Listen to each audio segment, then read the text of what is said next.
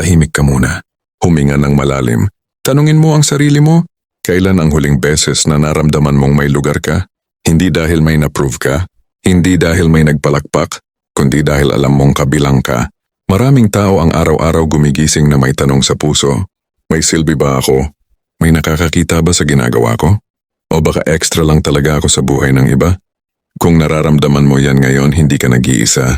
At higit sa lahat, hindi ka mali. So we, being many, are one body in Christ and individually members of one another.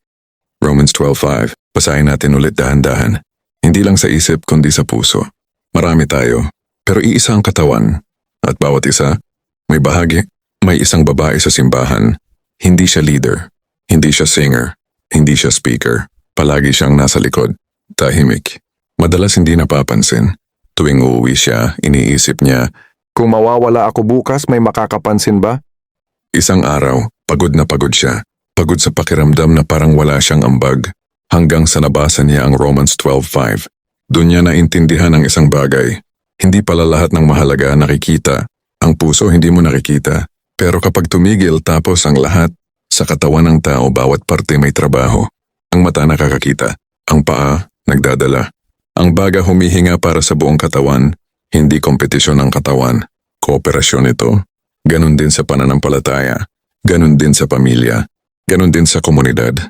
Kapag ang isang parte ay nasugatan, hindi sinasabi ng katawan, hindi kita kailangan.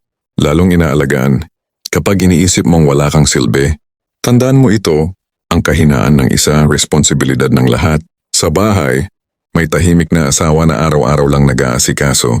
Sa trabaho, may empleyadong hindi bida pero laging maaasahan. Sa simbahan, may taong palaging nagdadasal kahit walang nakakaalam. Hindi sila extra. Sila ang pundasyon. Kung ikaw yan. Ang tahimik, ang hindi napapansin, ang laging nagbibigay pero bihirang pasalamatan. Gusto kong marinig mo ito. May nawawala kapag wala ka. Una, itigil ang paghahambing. Hindi mo kailangang maging sila para maging mahalaga. Pangalawa, kilalanin ang role mo. Hindi malaki o maliit, tama lang para sa'yo. Pangatlo, maglingkod mula sa puso hindi para sa papuri. At panghuli, maniwala ka na may Diyos na nakakakita kahit walang audience. Ang unity ay nagsisimula kapag tinanggap mo ang sarili mong bahagi. Hindi ka nag-iisa. Hindi ka nawawala sa bilang, isa ka sa katawan ni Kristo.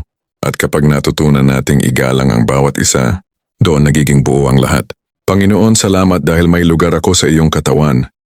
Tulungan mo akong mahalin ang aking role at pahalagahan ang ambag ng iba. Turuan mo kaming magkaisa, magmahal, at maglingkod ng may kababaang loob. Amen.